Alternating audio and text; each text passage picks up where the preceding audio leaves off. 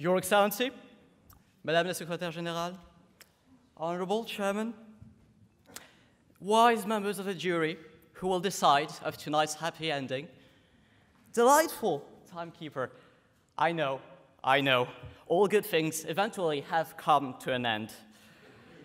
Commendable members of the opposition, well, I guess if there's no end except life, you won't mind if it doesn't end well for you tonight.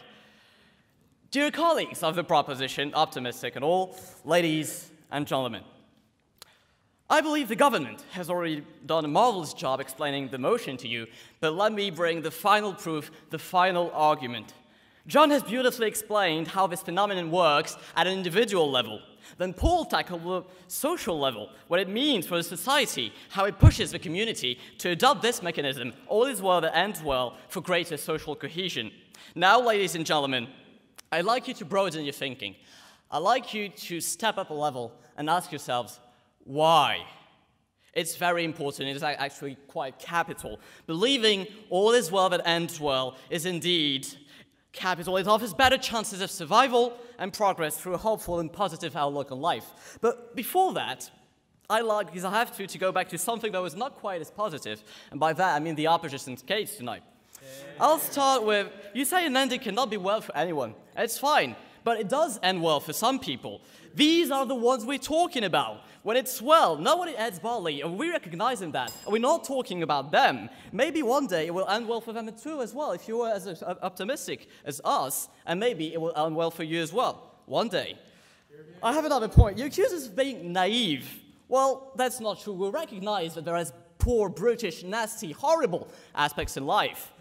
But we do not forget them, as Mohammed, you say, like, seriously, if you don't listen to the debate, it's not going to work, Mohammed. We did not say that we need to forget. We did not say that we need to forget, but to accept them, as hard as it may be. On the other hand, your case is basically falling apart. You managed to be both naive and pessimistic at the same time, and I didn't know that was possible. You were naive, because you say to us, it's carpe diem, live in the present, there's no end but life. I mean, for an anti-utopist, that does seem quite an utopy. Seriously, a man without past nor future is like a tree without roots nor buds, and it's absolutely capital. We talk about the past and the future, and that's what I'm going to do. Jean-Baptiste. Point of information? No, thank you. Jean-Baptiste, you're accused of being politicians, Parisian politicians. You did sound like a pretty good populist yourself when you basically said that we were fooling the people. It's all rhetoric, people, ladies and gentlemen. I mean, I understand why you go there. I mean, the results of the local elections yesterday might give you a clue that it's a good thing to do. It's not. It's all rhetoric. And I would like this debate to get back on the right track. I would like to get back to real arguments, and that's what I'm going to give you. Very gradual change over the years. Now, this is not a new version of François Hollande's campaign slogan, especially not after the local elections yesterday. Yes? You just stated you didn't want to go into politics. Was that right? No, that's not what I said. If you listen, that's not what I said. That's just not what I said. I said that you did pretty bad politics there. And believe me, I know what I'm talking about. But seriously, coming back to change, very gradual change over the years, that's the definition of evolution. That we live in a big, bad world out there. It's no fairy tale. A world of the most beautiful stories that Paul and John have told you can be intertwined with the most horrible of tragedies. In this big jungle out there, it's the survival of the fittest. It's a process of natural selection between species. Now, survival implies that we are in competition with other animals, so we need to see, to move, and to think better than they do in order to survive. Now, we have invented microscopes and telescopes, cars and boats, computers and telephones. These are all tools that allow us to see better, to move faster, and to think broader so we can rule supreme on this earth. Now, because we're scientists, let me put on the glasses of the anthropologist here and explain it to you through a very simple equation. Let's have S, okay, for seeing, M for moving, and then T for thinking.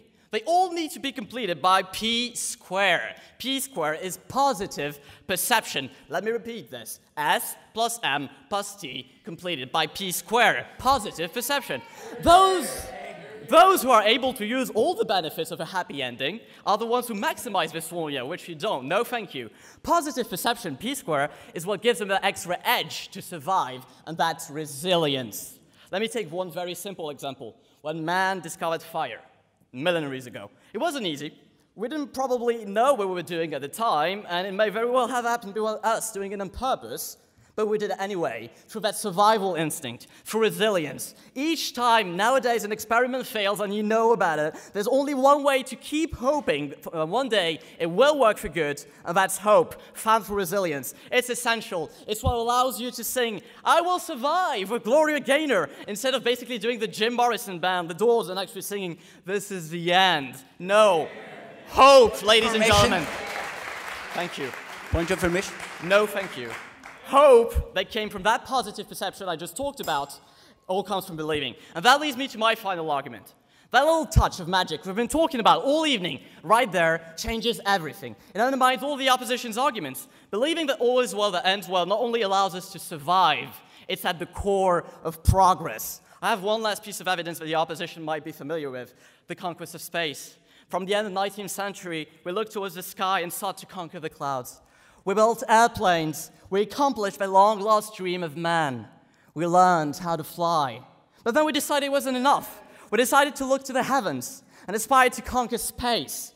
We sent a man on the moon. We built space shuttle. Now, yes, a few of them were destroyed. Yes, we lost Challenger. Yes, we lost Columbia. But did we stop building them? No. We built Discovery, and we built Atlantis, and we built Endeavour, and we achieved the International Space Station. That's how we do it. Progress can only be achieved by making mistakes. That's right. By taking risks. That's right. But ladies and gentlemen, if you go back to the little formula design, that's how we do it. Tonight you have a very simple choice. Believe the opposition's rhetorics, go with us. Go for sky, go for the moon, go for space. Why? Because it's next. Because we came out of the cave and we looked over the hill and we saw fire. And we crossed the ocean and we conquered continents and we took it to the sky. We looked toward the heavens. And with outstretched fingers, we touched the face of God himself. For all these reasons, for progress, for individuals, for society. Ladies and gentlemen, I urge you, propose the motion tonight. Thank you.